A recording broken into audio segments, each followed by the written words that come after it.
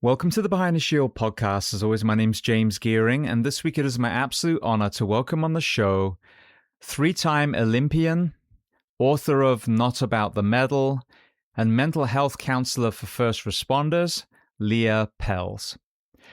Now, in this conversation, we discuss a host of topics, from her own challenging childhood, catharsis through running, physical and mental burnout in youth athletes, compassionate coaching, her journey into the mental health space, EMDR, sleep deprivation, and so much more. Now, before we get to this incredible conversation, as I say every week, please just take a moment. Go to whichever app you listen to this on, subscribe to the show, leave feedback, and leave a rating. Every single 5-star rating truly does elevate this podcast, therefore making it easier for others to find. And this is a free library of well over 1,200 episodes now.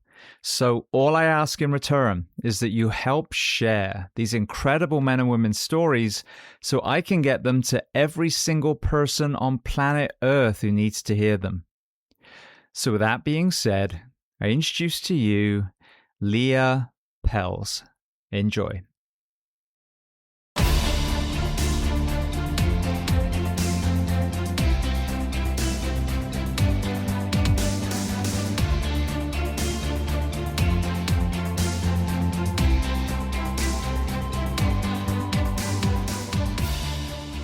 Well, Leah, I want to start by saying two things. Firstly, thank you to our mutual friend, Steve Farina, for making this connection. And secondly, I want to welcome you onto the Behind the Shield podcast today. Thank you, James. It's awesome to be here. And yeah, big shout out to Steve. He's connected me to so many different resources and amazing people like yourself in the fire world. So much gratitude. Yeah, and likewise. I mean, he's made the connections and got all these incredible people on the show. So thank you. Yeah. Very first question, where on planet Earth are we finding you today? I knew that question was coming because I've listened to some of your shows. I'm in Coquitlam, British Columbia, about maybe 45 minutes from Vancouver. Okay. Well, let's start at the very beginning of your timeline then. So tell me where you were born and tell me a little bit about your family dynamic, what your parents did, how many siblings. Okay. I was born in Vancouver, grew up in Langley, which is about another half an hour from here. I have one brother named Lance, who's 2 years younger than myself. My dad was a school teacher and now he's retired. And my mom did a variety of things, but she struggled her entire life with addiction to alcohol primarily, so never could maintain any meaningful work. Yeah. I'm sure you probably heard me touch on this in previous conversations. One of the main takeaways I was trying to tell through story of my latest book was that generational trauma. And, that there are dominoes sometimes falling, over and over and over again before they get to us. And it's an incredible generation for, us, Gen X, to be, because we're having this conversation of the past. And I think that we really have the opportunity to stop the dominoes falling on children and grandchildren by us doing the work. When you reflect back now, were there any signs of your mother's upbringing that contributed to her struggles? Yes. I mean, as I reflect back now, and also after my mom died, I learned more about, some of the traumas that she experienced. But I would say, reflecting back, it was a culture of, like in the family, don't talk about anything bad. Don't talk about bad things. And, my mom was very much labeled the black sheep and like the bad daughter. And we were kind of the bad family and all of that, but nobody really talked about it. It was more, we're just going to like pretend it doesn't exist type of thing. So a lot of suppression. Yeah. Yeah. Which reminds me of the fire service up to about 10 years ago. Totally. Yeah. So through your eyes then, going to your generation now, what were the highs, but what were some of the challenges, for you as a young child with a parent struggling with addiction? Yeah. It's interesting when you grow up in that environment, you don't really know anything different until you're a little bit older and you spend time in other people's homes. So I think some of the challenges for me were I didn't feel safe. Um, there was lots of times when we didn't have food, or the home was a complete disaster. And as a kid, you're trying to do the things that you're supposed to do. Go to school, be involved in different things. You want to have friends over. So I guess to sum it up, I really lacked any sort of sense of a normal, safe environment. And yeah. So I mean, I really value safety now over literally anything else. If I feel safe in my home, it's all good. As you're talking about that, I'm reflecting on the chaos that was my childhood, some Yeah. of which was a beautiful chaos, some of which was detrimental. But then when we were young, my parents actually sent us to a private junior school. So I think it was 3 or 4 through 11. And, a lot of gratitude for that. They thought that was going to buy a higher level of education. I'm not sure if that was the case, but I learned French, so there was that. But I then think about the punishment, the guilt, the shame as a young child who wasn't in a clean uniform or wasn't prepared, or the homework genuinely was eaten by a dog, or whatever the thing was. That's then compounding that trauma when that child goes into the school or other places outside of the home. Yeah, 100%. So first of all, when you tell me you were 3 or 4, I think that is incredibly young to be taken away from, your caregivers or your home environment. I can't imagine how that would have been. But you're completely right, and I remember a couple of times in, I don't know, elementary school, maybe grade 7 or 8, where my mom would show up at school very drunk. And, the first thing that you're thinking is not about, is she okay or am I okay? But it's like, do people see this? Do my friends see this? So you're right. It's like, I think for a child, because children are self-centered and, they should be, they take it on as like, what am I doing, or what can I do, right, to make this parent better? Why are they behaving this way? So there's like so much responsibility and shame and, just wondering like, what did I do? A thing I hear a lot from anyone who's on the show, but obviously a lot of them are first responders, when one or both parents has left, if they were adopted, they were fostered. If one or both parents was in prison, or one or both parents was, deep in addiction, is again, what did I do wrong? Why wasn't I enough to stop mum from, reaching for the bottle, or stop dad from, going out with other women and, forming other families with other people. And that seems so detrimental if left unaddressed, that feeling of never being enough, I would argue is, probably that small child in even some of the most sociopathic people that we see in CEO and political positions. Yeah, I totally agree. I think it's a really strong theme when the child's needs aren't being met. And you can see it present in ways that can be almost acceptable, like overworking, overachieving, perfectionism. I mean, those are things that can cause a person great discomfort, but yet you're so praised for them, and it's that drive to really be good enough, to be accepted, to be loved. And I do see a lot of that come up in a lot of the firefighters that I work with. That sense of wanting that approval and wanting caregivers to be really proud. It's kind of I think it's one of the wounds that comes out of, a really chaotic, dysfunctional childhood that often goes unnoticed. And it's never enough. No. That's what I've realized. It's, if you're waiting for extrinsic validation, it will never be enough. You have to be able to look in the mirror. I know it's simplifying it massively, but you have to be able to look in the mirror and say to yourself that it's enough. You're so right. And it's exhausting because you're working so hard for something that you think is, okay, if I do this, like I remember thinking that if I make an Olympic team, that will be it. I will be good. I will be successful. Everybody will be happy. I won't have to keep driving myself. But then you achieve it and you feel exactly the same way. You still have this void inside, this wound inside that hasn't been attended to. And it's exhausting.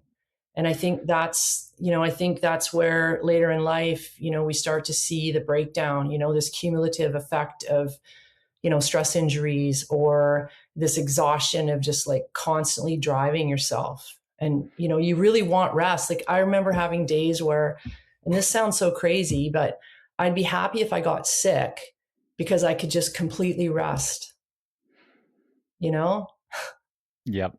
So, yeah. Well, you mentioned the Olympics. When you were young, when you were in the school age, what were you playing and doing as far as sports and exercise back then?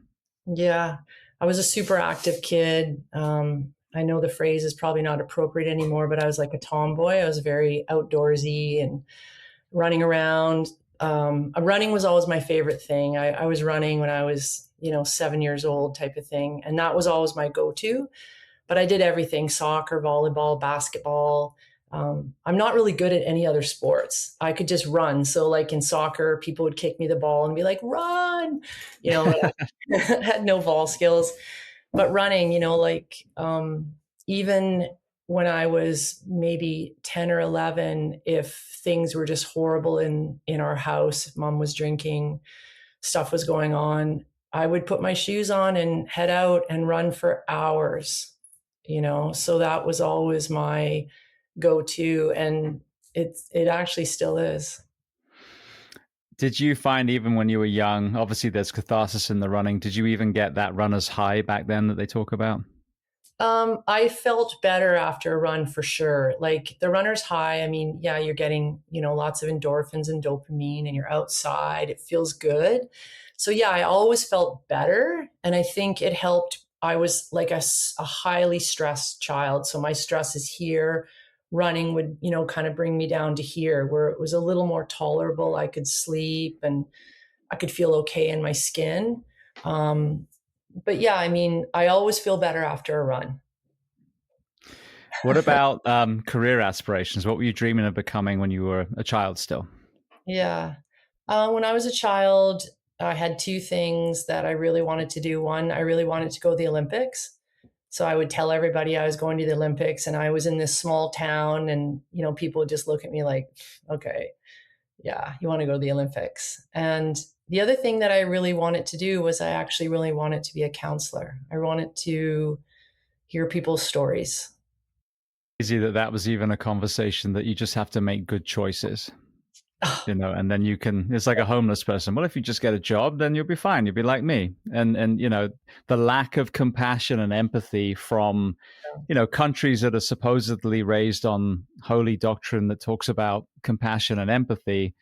Yeah. That disconnection just, it blows my mind, really.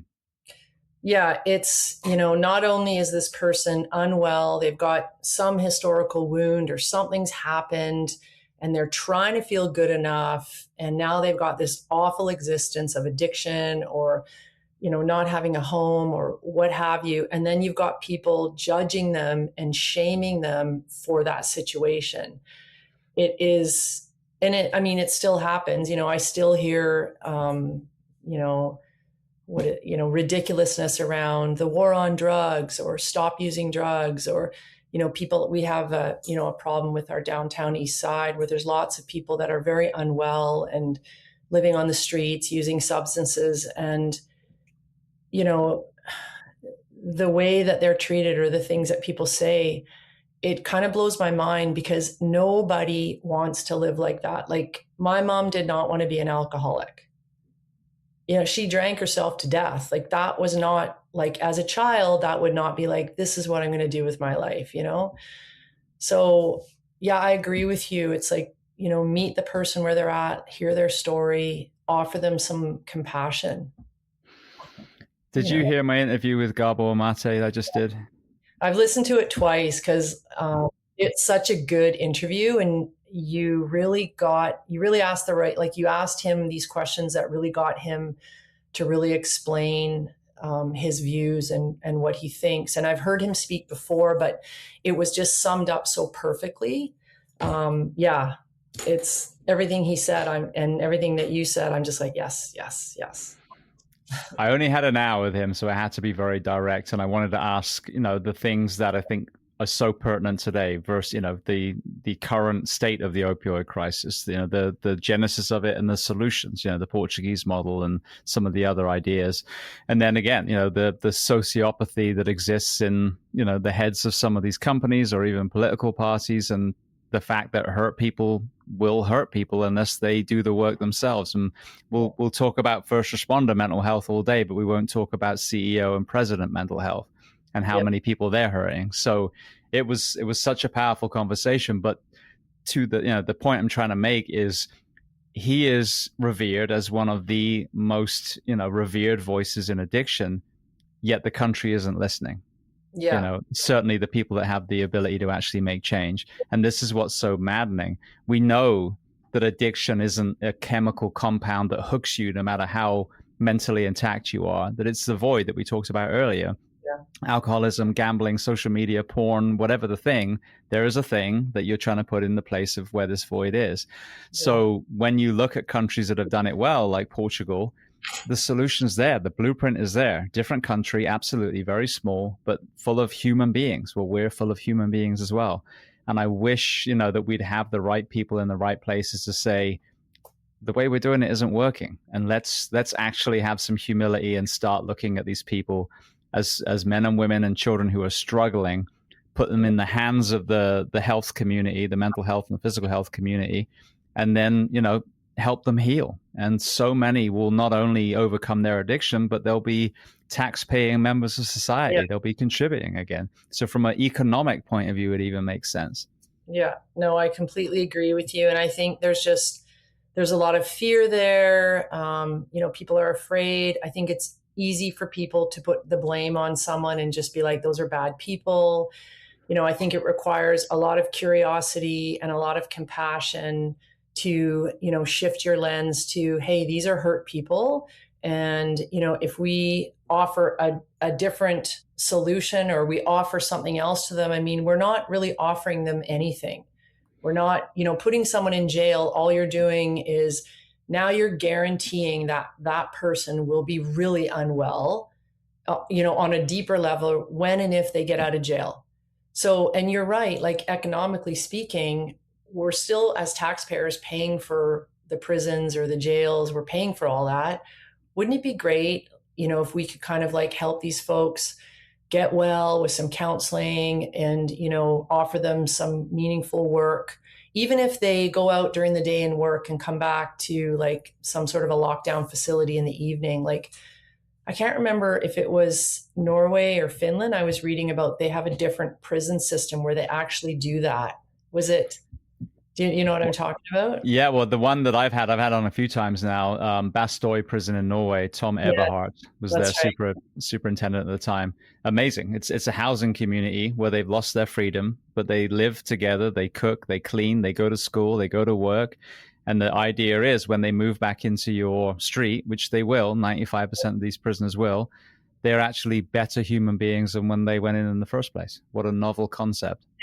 I mean, here it is, the analogy, right? Let's actually clean the wound so it heals, as opposed to put a Band-Aid on, which is like throw someone in jail or tell them that they're bad, and the wound never has an opportunity to heal. So, yeah, I mean, it just makes sense to me. I don't understand why. I don't know what the barrier is to doing something different. We've been doing this, this war on drugs or criminalizing, putting people in jail, punishing people, shaming people for so long, and it's never worked. It's not working. It's getting worse. So I just don't know what the barrier is to, trying something that actually would be helpful. I think one of the biggest problems is that, a lot of these religions, their prophets talk about, I remember Buddha was saying, he passed a homeless guy and he kicked him and said, get a job. And then Jesus was saying, why don't you just make good choices to the addict? Oh, wait a second. No, they didn't say that, did they? They talked about kindness, compassion, healing, forgiveness. So yeah, maybe these 2,000-year-old, texts that we all, have stickers on our car, maybe we should actually remember that that is the ancient wisdom, and their lessons are the things that are going to turn this around. Well, and really, yeah, you're totally right. And when you think of it, we are a community of humans. If half of us are unwell, it impacts all of us. Like, we all have to come together to be helpful to each other, so that, I know this is kind of a utopian view, but that's just how my brain works. So the world is better. So the community is better. So the street you live on is better. You have to be helpful and connect and be curious about, why is this person suffering? It doesn't mean that, you're the solution, but if you are actually curious about what's gone on, and, maybe then there's some collaboration that can happen that could actually be helpful. Absolutely. Well, I mean, if we're talking about Christianity, we talk about heaven, where isn't that supposed to be utopia, but we're not allowed to move towards that in this life, I mean, why not? Why not share all the great solutions that other countries have had, and ourselves, knowledge share, and, elevate everyone, but Skid Row is not a good poster child for democracy or Christianity, that if we're doing that to our own human beings. And I say that doing that because, yes, they have the trauma, but then it's also whether we're taking care of them or not. There are countries around the world that have zero homelessness. There are countries around the world that addiction is a rarity, so I couldn't agree more. Yeah. It's really hard to see people suffering, and it's really hard to see people stuck in that cycle of addiction, and you can just see the shame, and how badly they're feeling about themselves. And that in itself is such a barrier to any other type of way of living. Yeah. Well, I'm in my community that you work with. There's so much addiction behind closed doors there, but they look at us on the facade. Well, it's a firefighter. He's got his shit together. I was like, no, actually, in newsflash, a lot of us haven't, and that's okay. But we have to get on this path of healing and deal with our trauma and, overcome addiction. And then, there will be a post-traumatic growth journey. But, I think most people that other people look at and think are okay aren't. And then most of the loudest voices that are putting shame and guilt on others are probably the ones that are battling the most demons in their own mind. So that's the irony, is the ones casting the stones are probably the ones that need the help the most. Yeah, I completely agree. And, those wounds deep inside, like when Gabor was saying, hurt people, I think that's like the clearest and simplest and most honest way to say it, is when people are unwell and they're hurt and they have wounds, that doesn't feel good for them. And that's how they show up in the world. Like, it makes sense to me. Absolutely. Well, you mentioned, running being one of your, your real healing elements of your upbringing. Walk me through graduating high school and how you kept excelling in that particular sport. Well, luckily I'm an incredibly stubborn person, because it wasn't, I wasn't sort of a super talented high school runner or anything like that. It wasn't like, oh, Leah, she could go to the Olympics. I was just an average high school athlete in all regards in a really small town. So graduated, actually, right after graduation, I lived in Brazil for a year. I went on a Rotary exchange because I really wanted to get out of my home. Like, it was bad and I just needed an escape. So I thought, okay, this is one way to get out. So I went and lived in Brazil for a year after graduating. I graduated when I was 16 because I'd skipped grade 4 or something like that. So I was very young. And so I went and did that. And that was like an experience in itself. Came back and went up to Simon Fraser University, which is kind of in Coquitlam or in Burnaby, very close to where I live. Went up there and, knocked on the track coach's office door and said, I'd really like to be on the track team. And he just looked at me like, who are you? So they let me be on the track team, but no scholarship or anything. I was just kind of a walk-on. And, very quickly things went well. I had a good coach, Mike Lonergan. He was my coach, for my entire running career. And, as I got better, then I got a scholarship and things sort of started to work forward for me like that. But it took me 8 years from that point in university to make my first Olympic team. It was a lot of failures on the way. Whereabouts in Brazil were you living for that year? I lived in Brasilia. So I always love getting people's perspectives on other countries. Okay. What was some of the most beautiful or innovative or things that really were a positive of that experience, and then what were some of the lows, if any? Well, it was really positive because Brazilian people, and of course I'm generalizing, but they're very warm and musical and artistic and very loving people. So that was really neat. It was very cultural, colorful, all that. But at the time, women were very much sort of second-class citizens. So I remember you live with host families. And I remember saying, I got my running gear on and I was heading to the door, and my host dad sort of looked at me and said, like, what are you doing? And I'm like, oh, I'm just going to go for a run. And he was like, no, you're not. Like, I was not allowed as a female to go for a run in shorts by myself. Like, it just wasn't. So I would say that was the hardest thing for me, was realizing that I was in a country where I didn't have the same freedoms that I did as living in Canada as a young woman. So that was, yeah. I'm thinking of a lot of Brazilian women now, and anytime you repress a culture, a lot of times that it's like pulling the bow back, and when it's released, and Japan's a good example. When I lived there for 15 months, there was a complete loyalty to the chain of command. Okay. And arguably a lot of repressed emotions during the day, and then a lot of binge drinking at night, right, to counter that. American kids, they're not supposed to drink to 21. So then when they get there, unlike the Europeans, it's just, okay, I'm going to have drink with dinner. Now they're doing keg stands and beer pong, and it's the extreme. And when I think of, Brazilian women in bikinis and all the things, there's a lot of skin showing now. Psychologically, do you think that's a massive pendulum swing from the restrictions they experienced a generation or two prior? Yeah, I mean, absolutely. It probably is a very big pushback. But the interesting thing was, at the time when I was there, and this was in the early 80s, so like, 8 eons ago, women were very repressed everywhere except on the beach. Even then you'd see women on the beach, like topless, wearing, string bikinis or what have you, and during carnival. So a couple of weeks in the year, in the early part of the year, they have carnival where it's just crazy. Like, I'd never seen anything like that, where all human beings, men and women, were just doing all kinds of crazy stuff that, that you wouldn't think that people would, just do.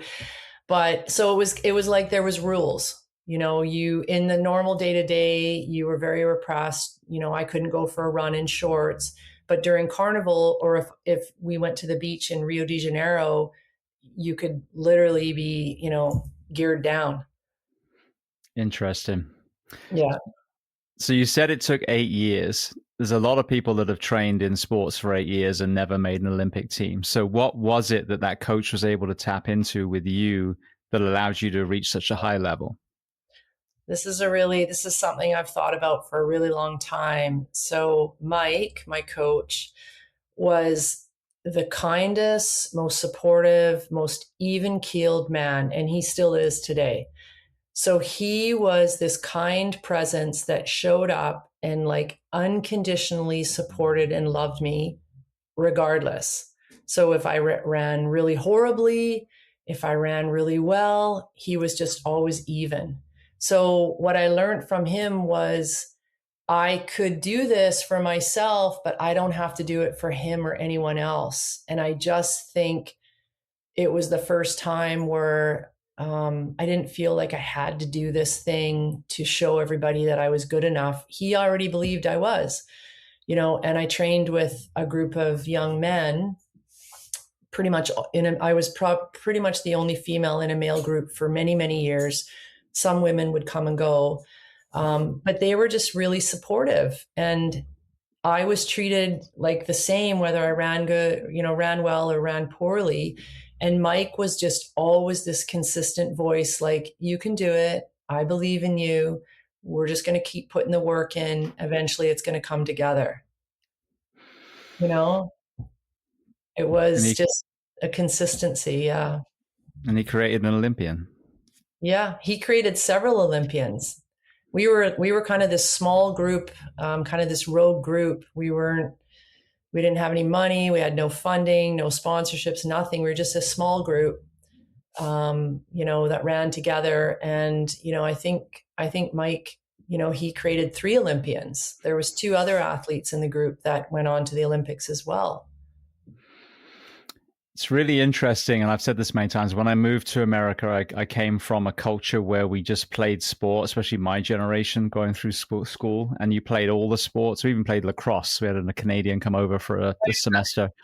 It was just fun. And what I saw back then was British men and women carried on playing sports, like just, whether it's a pub league or, whatever it is, there's community centers where you can play all kinds of sports, and it just kept activity. So at that time, the British was still, in good shape, still no suntan, but good shape. And then I come to America and you see this high level of performance in schools and colleges. And a lot of times as I start kind of, spending a few years here, you see at the detriment usually of the mental and physical health of that young athlete who's then discarded because there's another one coming up. You also have this horrendous participation trophy story, conversation where rolling the eyes kids these days, everyone gets a trophy, which I've never seen, by the way. I've never seen any sports team that puts 0 effort in, just get rewarded. But if I run a marathon, I get a participation trophy. If I do a Tough Mudder, I get a participation, so that's not even a bad thing. But you see a lot of parents now living vicariously through their kids, and parents and coaches that are screaming at these children. Yeah. And, for me, that is a horrendous, way of doing it, because now it's not about the child, it's about you. Yeah. So what you've just told us is that you had a coach who was the opposite, was basically, as long as you guys are working hard, I'm sure, that was just allowing you to grow and to succeed and to fail and to navigate those. And it created a successful athlete. So with this kind of, that one side of athletics that I would argue is very detrimental, what is your perspective? What would you say to those coaches and those parents as you are yourself an elite Olympic athlete? Man, James, you just nailed so many valid points that I completely agree with you. So first of all, my mom and dad were not involved in my track at all. So when I was a kid, I would, jog to the track like 4 miles away and have to walk home. And on the way home, I'd buy a bottle of Coke, they were just not involved. And, when I see now, it's interesting you mentioned lacrosse, because my son loves lacrosse. So I've always kind of helped out with fitness. And I always kind of encourage parents to drop off and pick up. Like, don't watch the practice. Don't be there. Don't make this like about you. Let it be for the kid.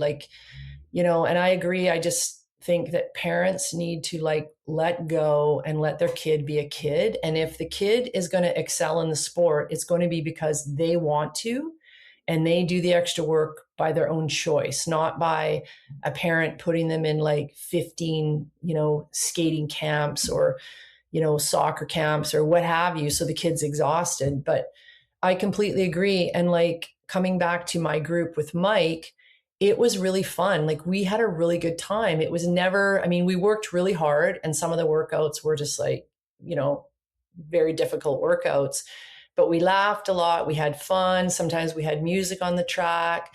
In the summertime, at the end, we'd go to the back of Mike's car or, my training partner, John's car, and they'd open up the trunk and there'd be a cooler with a couple of cans of Coke, and we'd all have a Coca-Cola. It's fun. I think the thing for parents to keep in mind is if the sport becomes more important to you than it is to your child, it's over. It's over. It's you have to let the kid be the kid, and try out the sports and see what really sticks, and what the young athlete wants to do. But I 100% agree, when you make it a job, no one wants to do it. It's not fun. I see parents picking up their kids, or greeting their kids after a lacrosse game or a hockey game or what have you, bawling the kid out because they didn't work hard enough. When really the right question to ask is, what was the most fun out there? So I completely agree with you. It's like, it's definitely gone in the wrong direction in that regard. But still, even, when you look around at athletes that are thriving and you ask them, were your parents involved? And not that I'm saying parents shouldn't be involved. I don't want to kind of put that message out, but parents should drive and pay. That's it. Yeah. Well, and correct me if I'm wrong, but you may disagree with this, but I think being there on race day is good. Sure. Being in the stands when they look there, you're watching them now. But yeah, when I think as an adult about, and I'm reflecting back even when I was younger, when I went to my martial arts school, that was my tribe. That was my safe space. That was somewhere else where I could be in my community, and it's me. It's a totally different group. But the moment you insert yourself as a parent on every practice, that kid's even lost that community because mom or dad is watching the whole time, rather than just like you said, goofing around, getting told off by the coach. Sorry, coach. Just letting that community kind of self-police and and have their own experiences. So I'd never thought of it that way, but you're absolutely right. I think showing up when it matters, when they want you there, on race day, on fight day, whatever it is. Yeah. But the practices should be, their own little place to go away and, develop their social skills without you looking over their shoulder the whole time. Yeah. No, it's a happy athlete always competes well, and how do you make happy? Have fun. Like if you're having fun with what you're doing, you're going to be happy. You're going to do your best. You're going to have a good time. And absolutely, like, parents want to show up for the competition days. That's awesome. We all like to be watched and cheered on. But even having said that, it doesn't they don't have to. Like, sometimes maybe parents can't make it, and that's okay too, because it's actually, the sport belongs to the athlete. And, if the athlete is enjoying themselves and doing it for their own personal goals and reasons, then that's the most important piece. And yeah, if the parents or friends or family want to show up and watch, that's great. But again, that can't be the reason. It can't be like, I want to do well for these people. It has to be, I want to do well because I really love this and I just want to see how good I can be. I did martial arts for quite a few years and won British titles again in a certain division at a certain weight with a certain belt. So that I'm not saying I was an Olympic athlete, but all the time apart from one time, my parents were never there. They never came to watch. Yeah. And on one side, it was disappointing. I wish they had been there. My dad never saw a single one. But at the same time, from a character building point of view, it has to be for you then, because no one else is showing up to watch. So you know what I mean? Even though, if I'm being completely honest, it would have been nice to have them at least some of the time. Yeah. There is even that side where you really are questioning, okay, do I really want to do this? And the answer is yes, because no one else. It's like, if a tree falls in the woods and no one sees it, if you win a national championship and no one actually sees it, did you win? Yeah, you did. But you were the only one apart from your team that were there. And that really does test, like you said, your real burning desire for that sport. Yeah. Well, it really, and yes, I can understand, why it would be important for you to have your parents there to watch you in some of your matches, because this was something you loved. And, we all seek some approval from our caregivers and the people that we love. So I understand that. And at the same time, it sounds like you were really building this intrinsic love of what you were doing. Like, you were really creating, like, I'm going to do this for me and I'm going to be the best that I can be because that's what I want. Yeah, especially dealing with losses on your own. because then it was just go back and, I had the Bruce Lee posters and the punch bag and everything. And I just put some tape up and like, all right, I'm going to do X amount of kicks. And, this guy caught me this way. So I'm going to work on this technique. And yeah, you go to work, you figure out what you did wrong. But it's when you're the one that has to figure that out, you're the one that has to tell yourself that. There are definitely you're building some life skills in that respect too. So. Yeah, I know. I was reading that one Bruce Lee quote that you have on your website.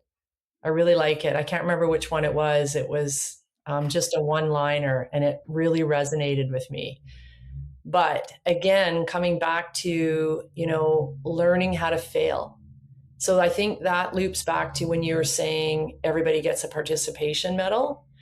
So I don't want to sound like a mean person, because I know there's people out there, kids out there that, they want those participation medals. But when everyone always gets a trophy or a medal, it's almost like you're depriving this young athlete of an opportunity to learn how to fail and learn. And when we fail, failing's really good, because the more when we fail, we learn how to be resilient with it. We learn that failing is normal. It's a normal part of learning how to be excellent at something. Like I lost and failed like thousands of times before I made that Olympic team. And every single time I did, I had to like ask myself, okay, what can I do better?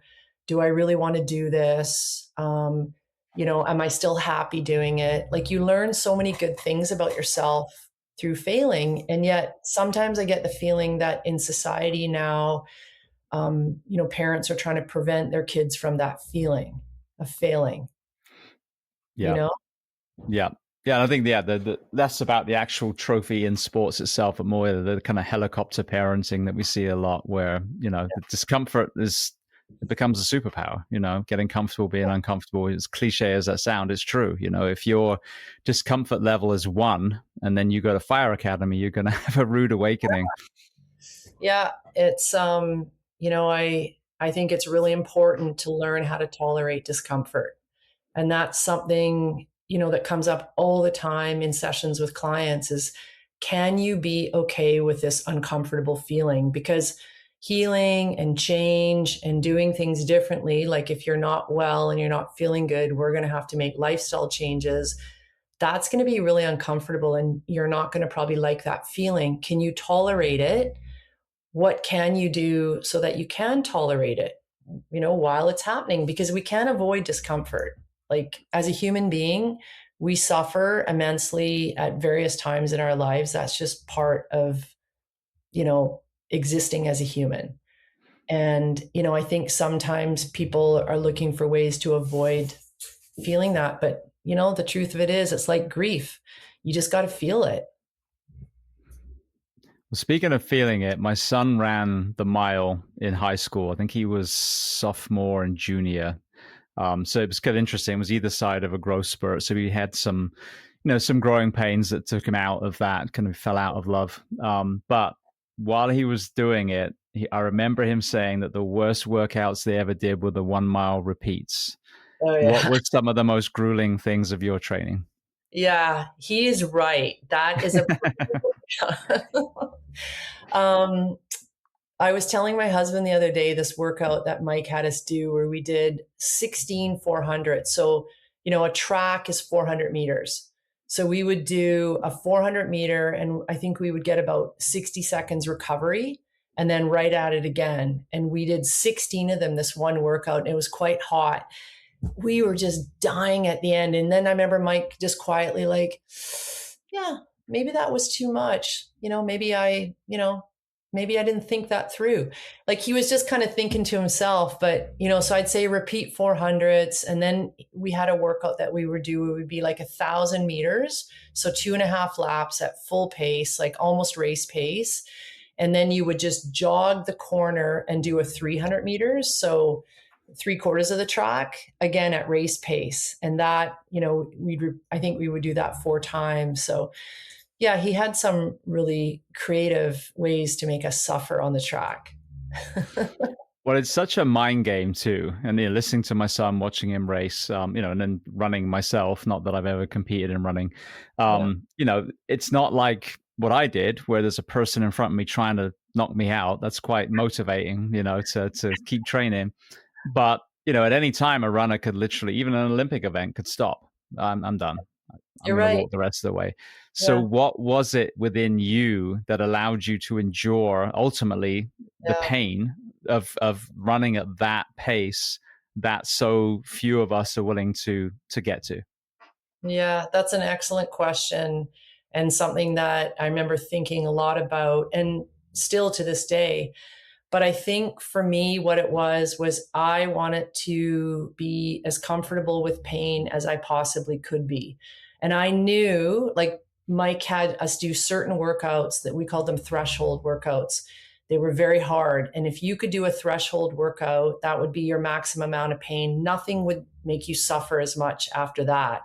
So I always thought, okay, let's just go as hard as we can and let's just feel as much pain as we can, because after that, nothing is going to feel as bad. And then it's like, it takes you to this whole new level as an athlete, probably like in your fights, right? If I mean, I don't know anything about fighting, but if you're in a fight and you're getting, you're working really hard and you're exhausted and you're trying to stay in it and you get through it somehow, then on the other side, you're like, okay, that was so intense. I can really take a lot, and so I don't know. I got comfortable with that feeling of discomfort, I think. And I think that has served me, really well in my life and tons of other areas. That mirrors one thing that I experienced, from the strength and conditioning side in the fire service. And I got into CrossFit pretty early, like 2006. And that's what I really liked about it. A lot of it was horrible. A lot of it now we've transitioned away from that programming in the gym that I train at, a little bit more strength focused with Metcons. But I remember thinking, if the last time I was in that horrible place, that red zone, Yeah. was only last week, then if I have to go in that place again in a structure fire, then I know I can push through it. I know I can endure it. If the last time I was in the red zone was a fire academy 15 years ago, I'm in trouble if I ever get to that place again. So I think no matter, especially the people listening, the tactical athletes now, to have that crucible built in, every week, every couple of weeks, whatever it is, you got to have your undulation. You got to make sure that you're rested before you do that kind of workout. But I think it's so important for us to get to that threshold because, as you said, on a track in front of the Olympics, the worst thing is probably national humiliation. But for us, it could be our own death or the death of someone else. So what you just said is so pertinent to the people listening. Yeah, no, I totally agree. And I think it builds immense confidence and capacity in us humans when we do push ourselves into that, major discomfort and we somehow find a way to tolerate it. It's like, okay, I can do that, and yes, I mean, I can't, as many firefighters as I work with in a clinical, counseling setting, I will never know what that's like, what you guys go through, how you get back to the hall and you're exhausted and then, the tones go off and you're off again. Like, I will never have that perspective, but I do understand discomfort and suffering, right? So that I try to always think, okay, what would that be like? How can I connect with this human and understand that part of it? Yeah. So what was the first Olympic experience like? Okay. This is always really funny because it was way back 1992 in Barcelona. So I call the 92 Olympics my year of being an Olympic tourist, because I was, you're in the Olympic Village. When you're in the Olympic Village, literally everything is free. So there's free stuff everywhere for the athletes. And I was like, this is great, free, Ray-Ban sunglasses, all these things. So I was running around, exhausting myself, getting all the free stuff. And then, of course, when it came time to compete, I was exhausted and I did not run well. I didn't make it out of the heats.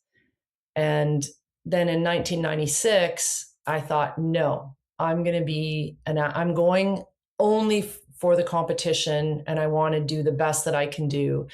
So I just laid in my room and rested and did my workouts and ate well and slept well. And I had a really good performance. So it was kind of like, that was the difference. It's, it's your intention. And it's really hard as a young athlete and, a track athlete, we don't make much money. So, I was poor all the time. So then you go to this, this Olympic village and there's all these things that are free. It's, it's hard to, like pass that by. But when you realize, when you're doing something like that, it costs you the performance, I learned a hard lesson. Talk to me about the challenges of even getting there, because I think this is the big misnomer, especially in a country with such affluent professional sportsmen and women. The Yeah. lack of support a lot of these Olympians get financially, even though they're representing their country. Yeah. Well, I mean, honestly, if you're an NHL hockey player in Canada, you're doing pretty well. If you're a track athlete in Canada and you're a female, I think I was living on $1,100 a month. That was the highest amount of, they call it carding. It's like athlete funding. At that time, that was the highest amount of funding I could get. And, of course, your rent where I lived was $800. So you're really living at the poverty line. Like you're not making much money. And, even if you have sponsorships, I was very fortunate. I had a few sponsorships like with Nike and whatnot, but they don't really pay you, especially as a Canadian athlete, you're not necessarily getting paid. You're getting free shoes and stuff, which is super helpful. And I was very grateful for that. But again, like I can't buy groceries. I can't pay my bills. I can't put gas in my car with product. So most Olympic athletes, most Olympic sports, except a very few, like maybe the men's 100 meters. And, I think things have hopefully gotten better at this point, but most Olympic athletes are not making a lot of money. And when they retire, they're usually in debt or, kind of at zero. I retired, I had no money. I kind of had to like figure out what I was going to do with my life and, go back to school and whatnot. And it's hard because you're older. Yeah. You correct me if I'm wrong. You were ranked number 1 in the world at one point. Yeah. Yeah. That was, I think in 1995, 1996. Yeah. Amazing. So you make it then to Barcelona. The documentary Weight of Gold really showed the parallels between, professional and Olympic athletes and, I would argue first responders, military, etc., where you have this identity, you've been training or doing it for decades. And then in your case, you stand on the podium for the last time. And then that's it, a big round of applause, and then everything's gone. You've aged out of that sport. What was your personal experience with that transition? Yeah, I mean, I think it's a hard transition for anybody at the best of times. I think for me, it was maybe a little different because I stayed in the sport. I was on the national team for 12 years. I was 38, 37 when I retired. So I was on the older end for sure. So I feel like I really stayed in it as long as I wanted to. And I was done. Like I was ready to leave. I still had, you still have a bit of an identity crisis then because, for all these years, you're this runner, you're like an Olympic runner or whatever. And now I'm Leah. What am I going to do? Who am I going to be now? So it's a hard transition, I think, for a lot of athletes. I think the thing that was helpful for me was, those things that I learned as a child, right? That I have to be really good at something and be working towards something all the time to get that love and that worth. And even though that's obviously an unhealthy adaptations, it helped me because when I was done with the Olympic running and that, I very quickly transitioned into, becoming a school teacher. That was kind of the first thing that I did was went back, got my teaching and went into that because I had that, that feeling that I've always had inside of me, not so much now, thankfully, but always had inside of me, like, you're not good enough, keep working, set the next goal. So I really quickly jumped into the next thing. So how did the teaching position transition into counseling, and then let's kind of keep walking forward, and then finding the first responder professions specifically. Okay. So I knew that I wanted to do counseling even when I did teaching. So I taught for maybe 2 years, and then I applied to do my master's in teaching, like a teacher cohort, so I could keep working while I was going to school. Did that, graduated, and then I started to teach less. So I would, I kind of went down to part-time teaching, and I opened my private practice for counseling. I have an office downstairs in our home. And I started kind of shifting to more counseling, less teaching, and then eventually I just left the teaching world completely and just went to full-time counseling.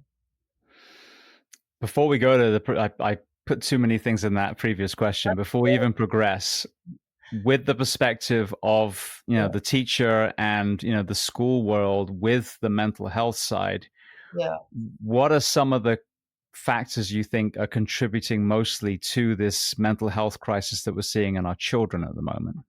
Yeah. Well, that's an unbelievable question, and I have so many thoughts about it. I think first and foremost, I think the school system is not working. And I say that because I was a counselor in the school system for a number of those last years when I was in the schools. And counselors are not actually given the space and time to do therapy with kids, which I didn't realize when I was going into school counseling. I thought, I'm just going to have an office and I'm going to be counseling kids all day long. Awesome. Easy access for the kids. It's free. But that's not how the system works. So you're actually told as a counselor to refer on to outside resources. So you don't really get to do therapy with kids. So I think that's a huge miss. I think if we had actual, therapists in the school providing therapy, and that's all they do all day long, we would capture so many young people, right? And the sad part about that is I later transitioned into counseling in an alternative program for older kids, like high school kids. And some of those younger kids that came to my office and I couldn't really provide therapy for them were now doing really unwell in the same system, and they're older, and now they're in this alternative program. So it's like I could literally see where we had lost these kids. If we had gotten in, if I had maybe been able to provide some therapy at that time, I'm not saying that would have fixed everything because there's stuff going on in their homes, but maybe it would have given them a shift. So it's a miss. So yeah, the system, it frustrates me. And I think the second part to that question about why we're having this mental health crisis has a lot to do with being disconnected from each other. There's this amazing book, The Globalization of Addiction by Bruce Alexander. And Gabor talks about Bruce Alexander in the podcast that you did with him. And he talks about Rat Park. Yep. Remember that? Yeah. Well, his book is unbelievable. It's just a fantastic read. And he really kind of connects with some of the things Gabor is saying about the more globalized we are, like in terms of, we have the internet, we have texting, we have all these devicey things. The way to stay connected is people then rely on those things and they feel that they're connected, as opposed to like meeting up with someone and being in community with each other. And I think that disconnection is creating this massive sense of like loneliness and not belonging. And of course, we need each other, so I think that's a huge piece. I think kids are really lonely. They're like, you see kids walking around looking at their phones, and I see groups of kids sitting together and they're all looking at their device. I mean, this is nothing new. Everyone's talking about this, but I think that's a huge part. With the counselor perspective, I've told this story a few times on here. When my son was in middle school, he was having a hard time. And I'm not putting blame on it, but at that moment in his mother's home, there was a relationship that was very turbulent. And, many times my son would call me crying and I'd go and pick him up and, tape him away from there. Yeah. And he was going through some things, and he was seeing the school counselor. He had a good relationship with the school counselor. Yeah. And again, to my understanding, never actually got counseling per se. Anyway, it was that age where I'd given him a phone just because, and didn't have social media on it. It was just so that he could say, because he was getting the school bus, okay, Dad, I mean, I'm on the bus, I'm home. So I knew, okay, I'm just kind of checking in with him. And I didn't get a phone call from him. Oh. And so I call his phone, and he picks up and says, hey, Dad, the principal wants to talk to you. Oh. And I'm like, what's going on? Well, he had been upset in class, basically had simply been at his desk crying, and, had some intrusive thoughts. The kid had been bullying him, was not doing anything, threatening anyone like that. They asked him, what were you thinking about? He'd said this thing. And long story short, the principal said, well, we're here with him now. We'll let you know what's going to happen. I'm like, okay. So I carry on driving, waiting for this phone call, nothing. So I end up calling his phone, nothing. Then I call the school, who put me through back to this office, and they're like, oh, he's been sent to the psych facility on a 72-hour hold. Oh my God. I'm like, you've got to be fucking kidding me. So I drive straight to this place. You can imagine, how hard that was. Now he's in prison. The shoelace is taken, and I can't see him apart from, 15 minutes at this one time. Yeah. And this was about a year after Parkland. And what I went on to discover, because I pulled police records and I had teachers come out the woodwork saying, I'm so glad you're talking about this, because some of these kids are in and out of that place and the parents aren't doing anything about it. But yeah, so 100 children of this middle school were cycling, were being Baker acted over and over and over again. And the timing happened to be good, because there were conversations in other parts of Florida, and the laws were changed. But the local psych facility had a great plan that schools are supposed to follow, and it was all down regulation. It was de-escalation, because as you can imagine, they're not trained to see this. And this one counselor that he trusted had just left, so the principal and the SRO, end of the day, they just wanted to get home. They're like, I'll just send him to the facility. It's exactly what happened. So, and the damage that did to my son, I'm still dealing with to this day. But the rules were changed. Those two people would have been arrested now had they done the same thing, because they disregarded the protocol.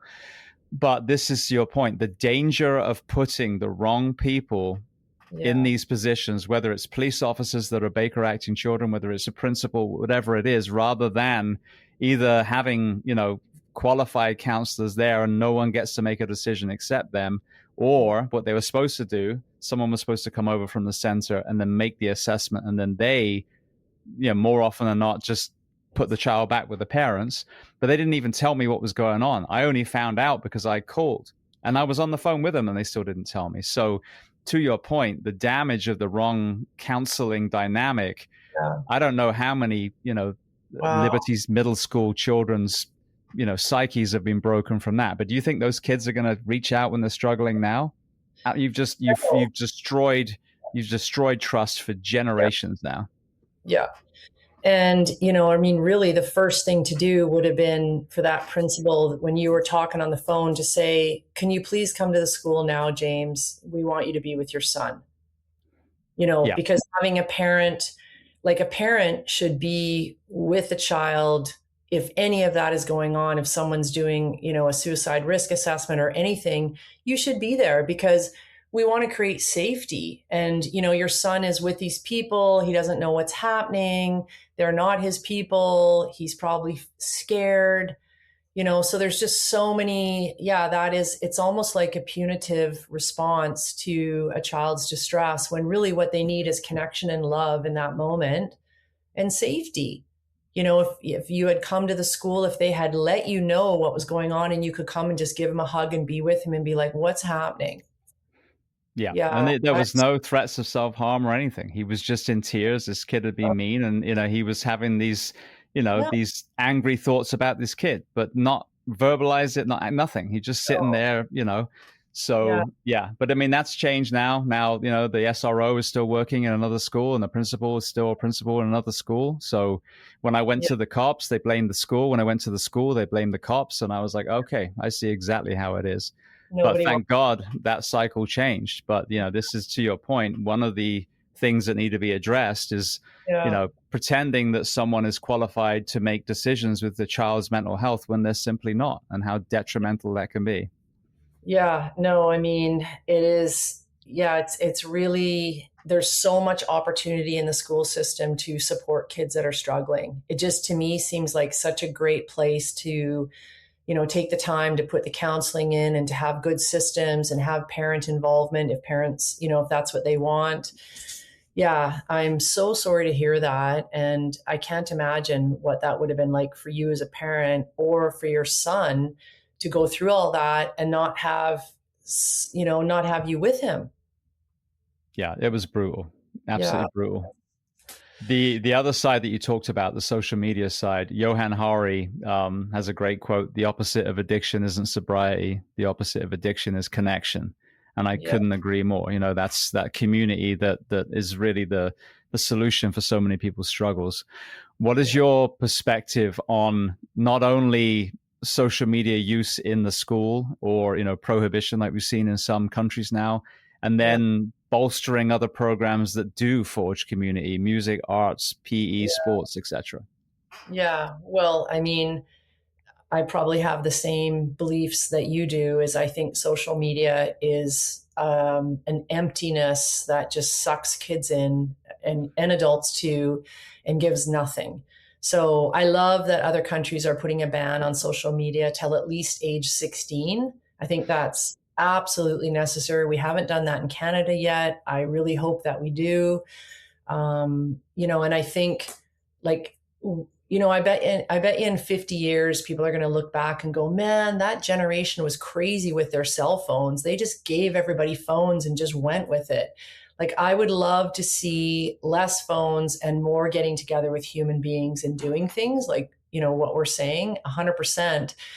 But it comes back to, like, the parents have to lead that, because if parents are sitting there scrolling on their phones or being engaged, with online stuff, well, that's what the kids are going to do, So it kind of has to start with, like, put your phone down, like it's not really appropriate, I don't think, to be on your phone when you're with another human being. Like, I hate being on my phone. Like, I'm on it because it's how my clients contact me, so it's valuable for me in that sense, but otherwise, like, I don't really like being on it.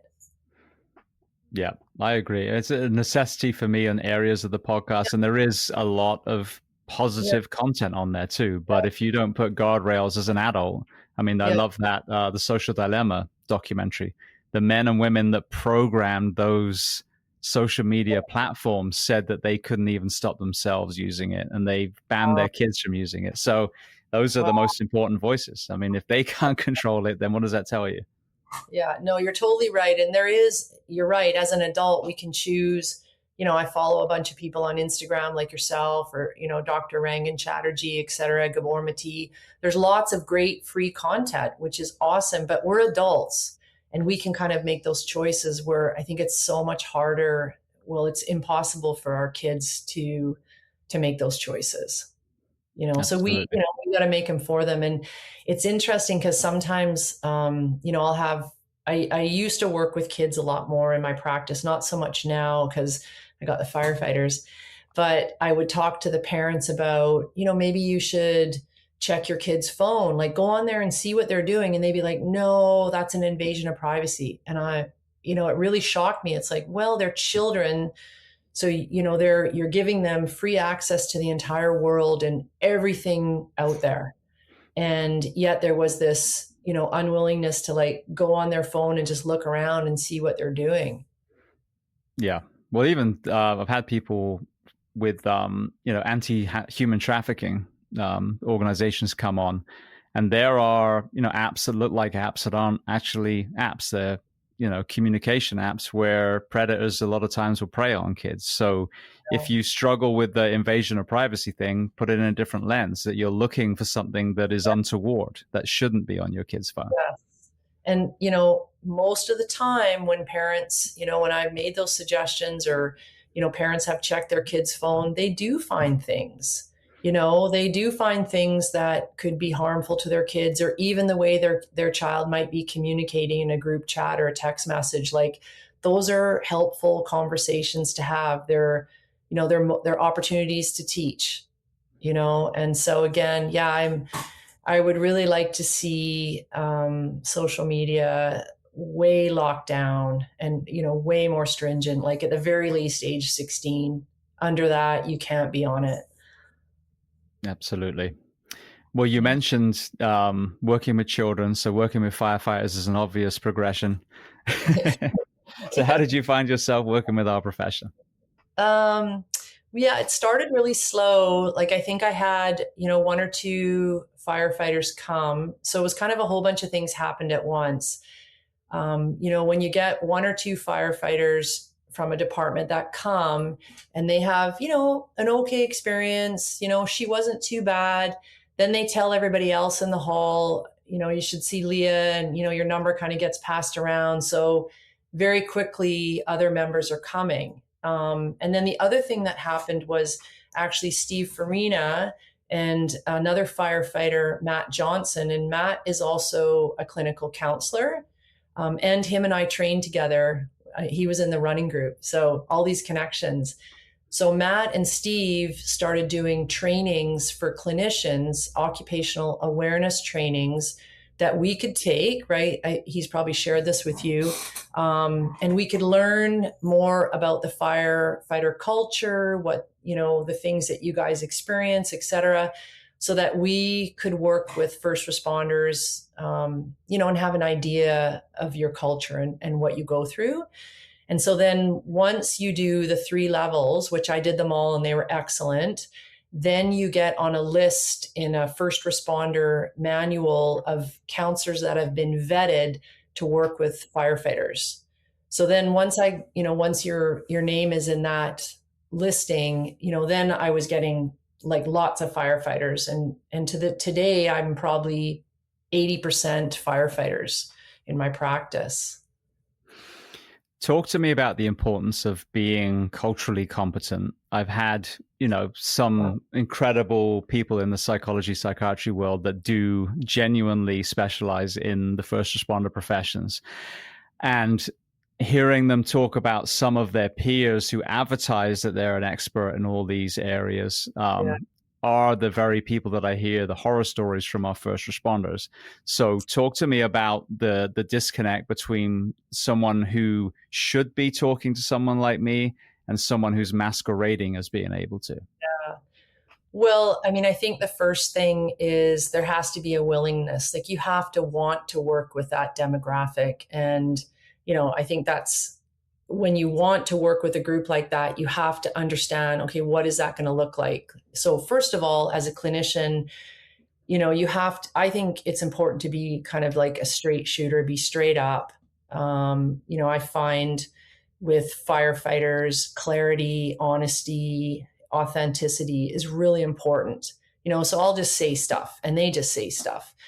You have to be ready and willing to hear about things that are, very traumatic and can be very gruesome, because I'm not going to ask a firefighter to tell me about a bad call, but if they want to tell me, I'm going to let them tell me. I'm not going to stop them, right? So it's not like you're seeking those stories, but some members want to come and they want to tell you, and if you're going to do EMDR with them, you have to have a bit of an idea of what's happened. So you have to be willing to hear about some really difficult things. You have to be okay with swearing. That's kind of like, that's just a sidebar, but it's true, right? Like, you have to be able to meet the person exactly where they're at. And, and I think you have to have a bit of an understanding of the culture in the firehouse, the way that, it's kind of this hierarchy, that how that works. The fact that there can be some toxic conversations and relationships that happen in those fire halls, and not because they're firefighters, but with the 24s, you've got people essentially living together for 24 hours, which that's a long time to spend with someone. So I think you just have to really understand what you're getting into, and you have to want to do that work. And if you don't want to do that work, that's cool. Like, there's lots of other people out there that are looking for some healing and some support. But I really like working with firefighters. Like, it's a good fit for me and my personality and my perspective as well. And, I think that most firefighters that come, they can feel that I want to work with them. And there's really nothing you can say that's going to upset me. I mean, I might reflect on it later and, feel really empathetic for that person having had that experience, but I'm not going to be rattled in the moment. And I'm interested and curious about this human being and what their experiences are. You talked about 24-hour shifts. What are your observations as far as the correlation between sleep deprivation and all things mental health? Yeah. Again, I'm not a firefighter, so I'll only speak from the things that firefighters have shared with me. It's much better for sleep, especially, a lot of members, when they had the 2 days and the 2 nights, there's a lot of mucking around with your circadian rhythm in that. And with the 24s, there's less of that. So there's more time at home to rest and sleep and recover. You're not kind of going home and just having a few hours and then going back to the hall. So it's much better for sleep. I think it's just a healthier schedule overall. The 24 hours, I completely agree with, but I don't know how most of your firefighters are, but at the moment in America especially, it's a 48-hour period and then they're back to a 24. So there's this chronic ongoing sleep deprivation. So through the psychology lens, when there is chronic sleep deprivation, talk to me about that, the impact of that on depression, anxiety, addiction, etc.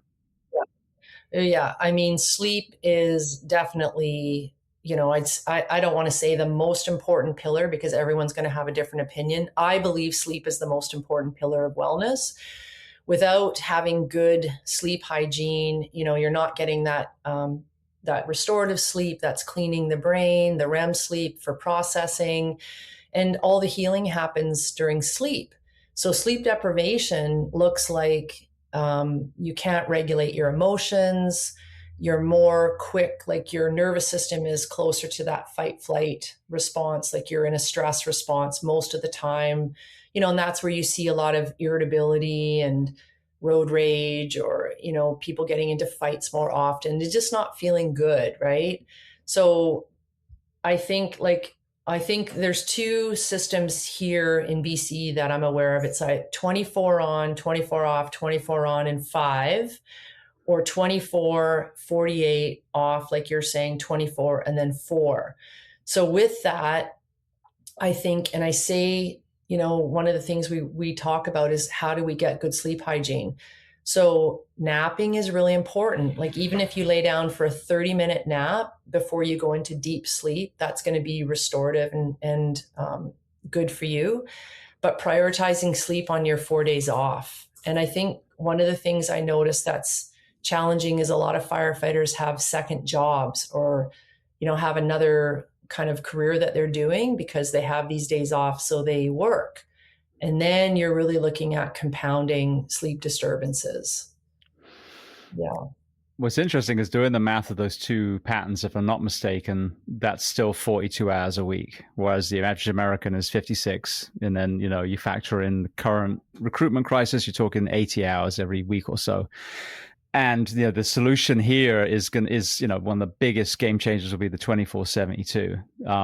And what's nice about that is, after every single shift, you're giving them a full 72-hour period to recover.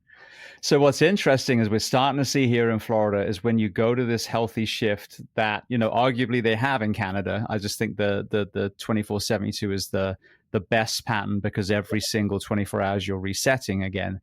Like, But one of the pushbacks I've heard is, well, they work extra shifts. Well, when you have a fully staffed department because recruitment's gone back up again, yeah, unnecessary overtime goes away. So overtime is only once in a while now.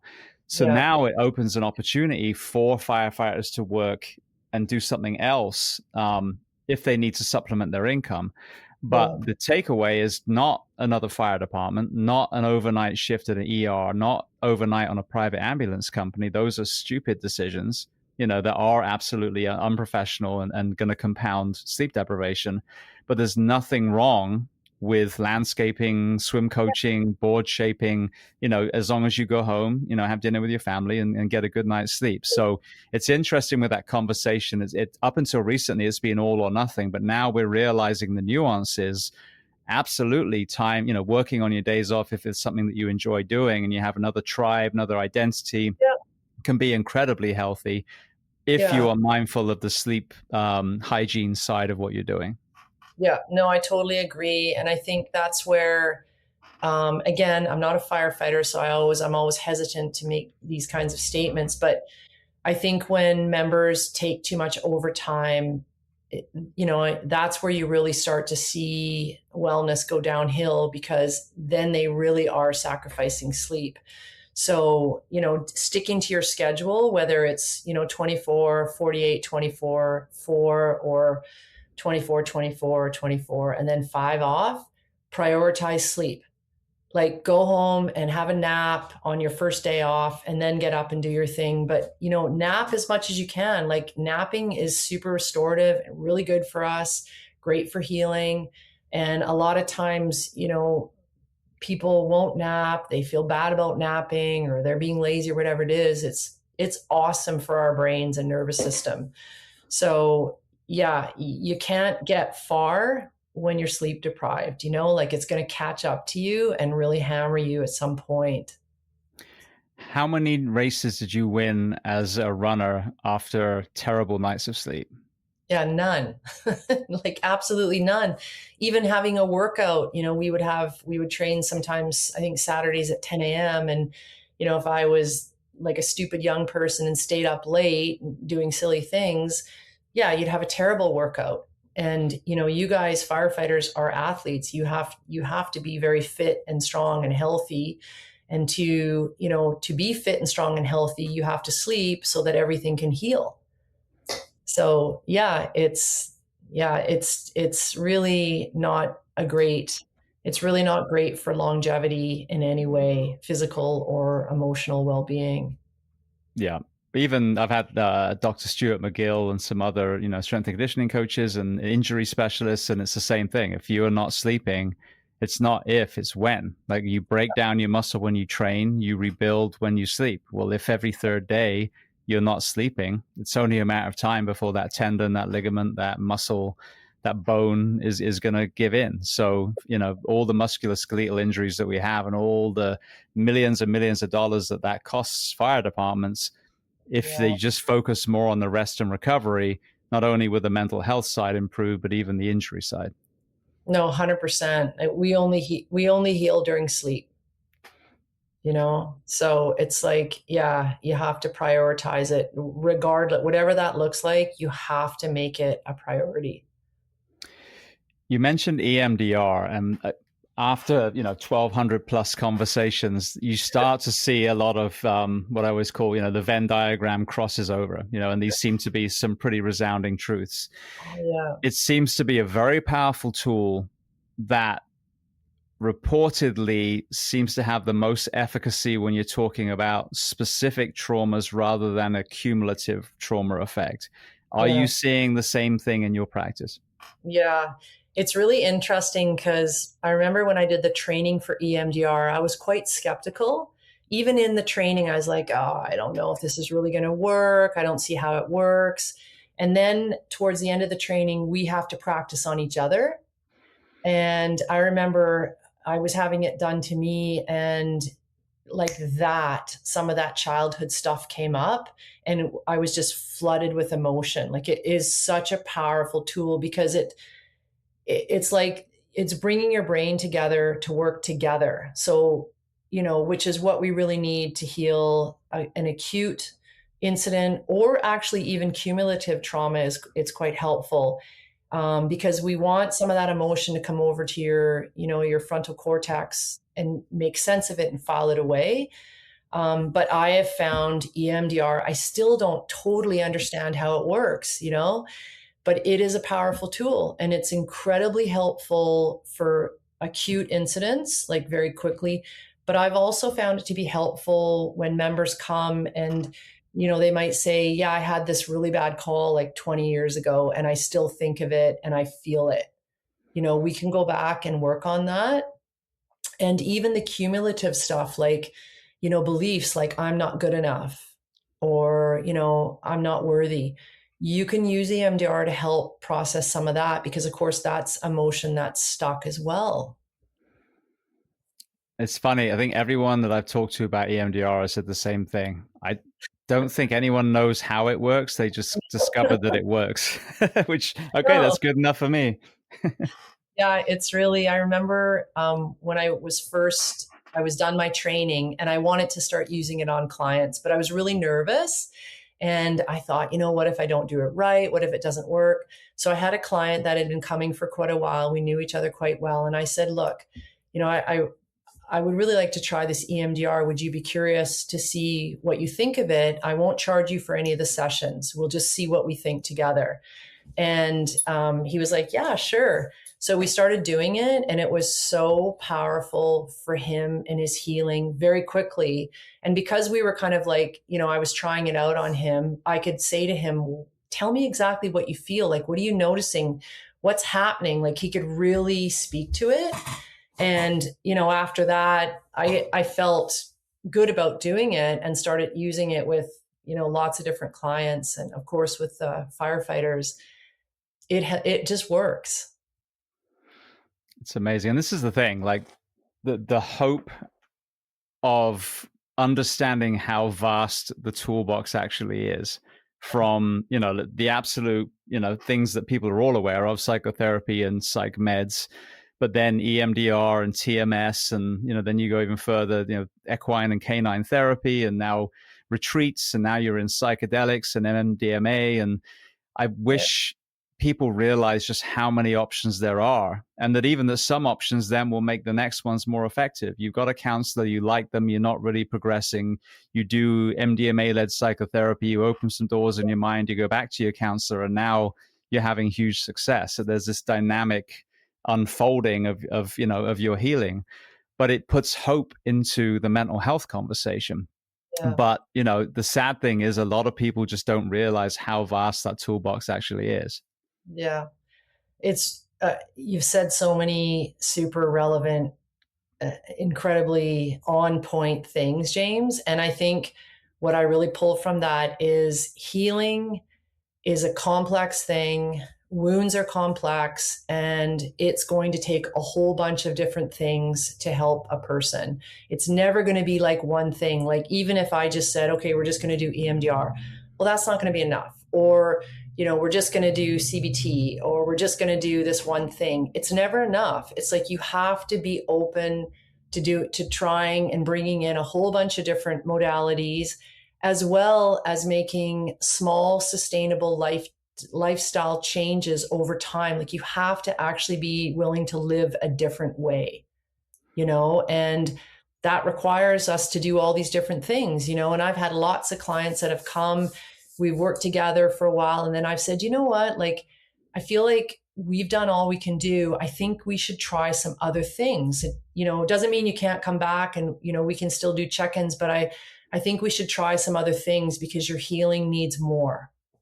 So knowing that there's not going to be one solution to your wound, and that's where, say, like with psych meds, sometimes, clients will go, to a doctor or a psychiatrist, and they'll get the medication, but there's not a lot of conversation there around, hey, this is just one part of healing. You still have to do all these other things to become more well. You can't just, take this pill and think that that's going to fix all this stuff.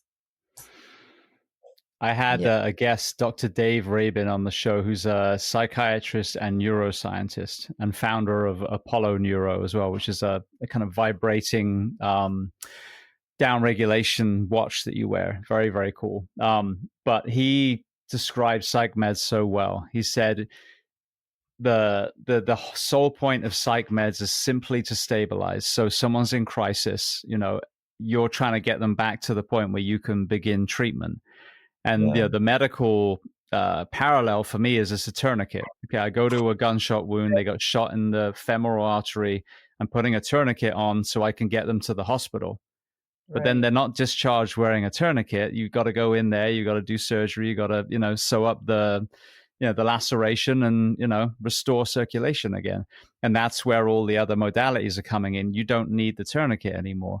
But the problem is a lot of medicine, certainly in America, these, people that are struggling mentally are presented with, well, then you have depression. Here's your SSRIs. Not we're just going to do this temporarily and you're going to, go and see counseling and here's all these other things. Let me know if some of these interest you as well, because I want you to be off these meds in 6 months. It's just, like you're hypertensive. Here's your beta blockers for the rest of your life. And it's such an irresponsible, way of doing medicine that goes against even the Hippocratic Oath. Yeah, no, I mean, I love the tourniquet example. That's a great analogy. I completely agree that, if someone is in crisis and, they're so agitated, they're thinking of killing themselves, we want to kind of bring that down so that we can figure out what's going on to be helpful. But I think the other thing too is that sometimes people, they have to understand that lots of things in their lifestyle need to change. So if someone comes in and they're not sleeping well, they stay up late, they're drinking a lot of alcohol or using cannabis regularly, they don't exercise, they're not going outside, and then they tell you that they feel depressed, for me, I'm like, clearly, your body, your being is telling you it doesn't like how you're living. So, for someone like that to be prescribed medication, I don't really know how that's going to be helpful. And at the same time, like sometimes clients will come in and you're doing a history check and, they'll say, I've been on this SSRI for 6 years. That's a long time. And that's actually not how the medication was meant to be used at all. But every time they go back, they just get another prescription, as opposed to, let's talk about what's going on and what you're doing and what changes you've made to become more well. So, it's sort of that quick fix. It's like, I don't want to go down that rabbit hole of Ozempic, but it's the same kind of thing when you have to look at how a person's living and what is the wound that's causing overeating or over drinking or depressive symptoms or anxious symptoms. Like, you got to be really curious with this person about what's gone on.